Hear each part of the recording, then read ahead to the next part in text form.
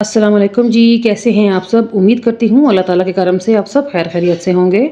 खाने के बाद होने वाली मीठे की क्रेविंग्स को ख़त्म करने के लिए आज मैं आपके लिए एक बम्बास्टिक सी रेसिपी लेकर आई हूँ जो कि झटपट बनने वाली हर दिल अजीज रेसिपी है। आज हम बनाएंगे शीर खुरमा या फिर सेवइयों की खीर भी कहा जा सकता है। इतना क्रीमी टेक्सचर होगा इसका, जब आप इसको खाना शुरू करेंगे ना तो आपको हाथ रोकना मुश्किल लगेगा। तो आज की शीर खुरमे की ये रेसिपी ढेर सारी टिप्स एंड ट्रिक्स के साथ शॉर्ट फॉर्म में बनाना सिखाऊंगी, जिसे आप मिनटों में बना के रेडी कर लेंगे। तो वीडियो को फुल वॉच करें, वीडियो का कोई भी पार्ट स्किप मत करें। वीडियो पसंद आए तो लाइक और शेयर करें, और चैनल पे नए हैं तो चैनल को सब्सक्राइब कर दें, साथ लगी घंटी के निशान को दबाएं, उसे ऑल पे सेट कर दें। तो चलिए चलते हैं अपने किचन में और आज की मज़ेदार सी शीर खुरमे की रेसिपी को झटपट मिनटों में बनाना सीखते हैं। बिस्मिल्लाहिर्रहमानिर्रहीम। हर दिल अजीज शीर खुरमा बनाने के लिए यहाँ पर मैंने एक पैन चढ़ा दिया है चूल्हे पे, और मैं इसमें शामिल कर दूंगी 1 से 1.5 टेबल स्पून के बराबर कुकिंग ऑयल। यहाँ पर ले लिए हैं मैंने कुछ ड्राई फ्रूट्स, जिसमें शामिल है अजवा खजूर, जिसके मैंने 6 दाने लिए हैं।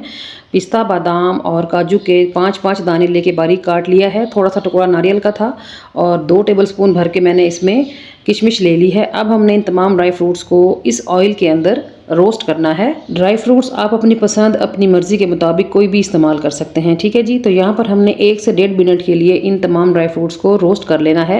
रोस्ट करने से इनके अंदर एक क्रंच आ जाता है, एक चमक आ जाती है और एक खुशबू सी आ जाती है। फ्लेम को लो टू मीडियम पे रख के ड्राई फ्रूट्स को आपने रोस्ट करना है। 1 से 1.5 मिनट ही रोस्ट करने के बाद आप देखेंगे कि किशमिश फूल गई है।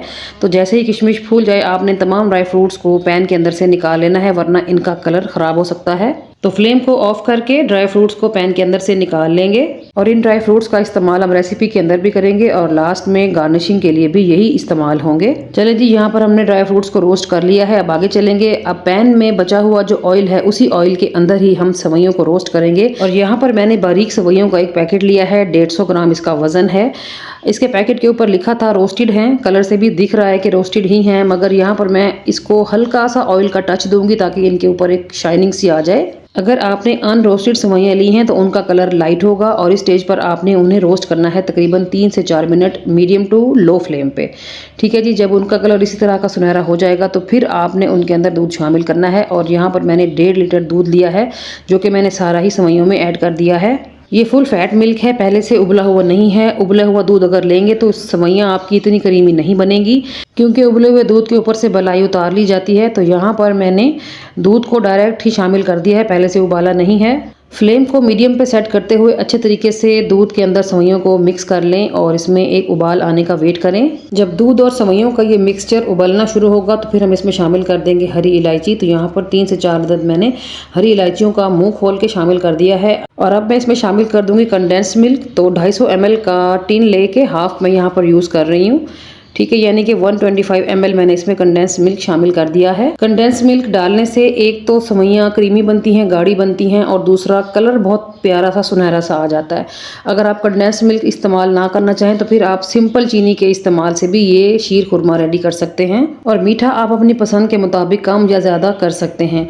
सेवइयाँ तो उबल रही हैं, तो अब हम इसमें शामिल कर देंगे ड्राई फ्रूट्स जो हमने स्टार्ट में ही रोस्ट कर लिए थे। तो यहाँ पर मैंने 2 हिस्से तकरीबन शामिल कर दिए हैं ड्राई फ्रूट्स के, और एक हिस्सा रख दिया है लास्ट में गार्निशिंग के काम आएगा। बस जी, अब इन तमाम चीज़ों को मिक्सिंग करते हुए आपने कुछ देर के लिए पका लेना है। विद इन 5 to 6 मिनट्स आपका ये मीठा बन के रेडी हो जाएगा, और ये इतना मज़ेदार और करीमी मीठा बनेगा कि आप उंगलियां चाटते रह जाएंगे। अगर आपके घर अचानक से कोई मेहमान आ जाते हैं तो आप इस रेसिपी को मिनटों में रेडी करके मुकम्मल तौर पर ठंडा करके सर्व करेंगे ना, तो आपके मेहमान आपकी तारीफ़ें किए बिना नहीं रह सकेंगे। वैसे भी ये मीठा एक ऐसा मीठा है जिसे आप किसी भी मौका पर बनाएंगे, किसी भी दावत या कोई भी खुशी का मौका होना, तो आपका जो ये मीठा है आपकी खुशी को दुबाला कर देगा, आपकी दावत को 4 चांद लगा देगा।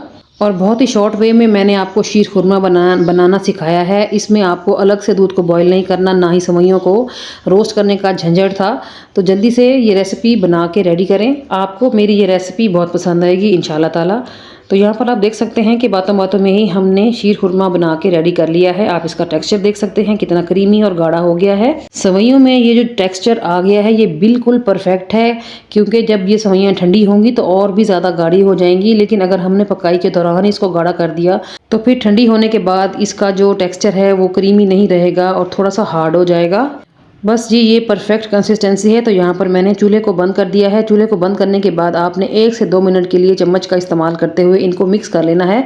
ये जो दूध की एक लेयर सी ऊपर दिख रही है ना, मिक्स करने से सेवइयों में जज़्ब हो जाएगी, ठीक है। तो कुछ देर के लिए आपने इसको मिक्स कर लेना है। आप देख सकते हो कि मिक्स करने से सेवइयाँ ऊपर आ रही हैं और दूध जो है वो अच्छे तरीके से मिक्स हो रहा है। मिक्सिंग करने के बाद आपने सेवइयों को चूल्हे के ऊपर ऐसे ही छोड़ देना है ताकि इसकी जो हीट है वो निकल जाए और टेम्परेचर थोड़ा सा डाउन हो जाए। जब टेम्परेचर थोड़ा सा डाउन हो जाएगा तो फिर हम इन सेवइयों को डिश आउट करेंगे। तो यहाँ पर मैंने 5 मिनट के लिए ऐसे ही छोड़ दिया था और 5 मिनट के बाद डिश आउट कर लेते हैं। बिस्मिल्लाहिर्रहमानिर्रहीम।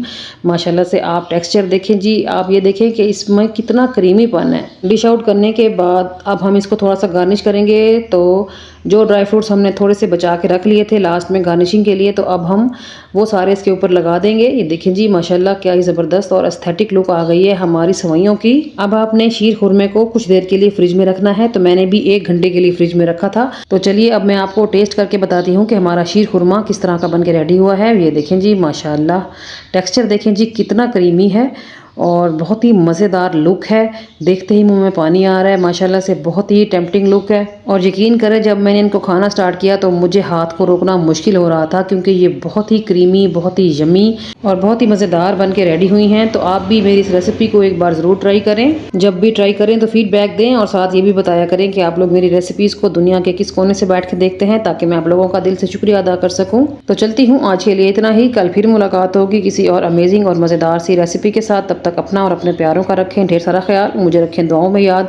ओके जी, अल्लाह हाफिज़। Thanks for watching.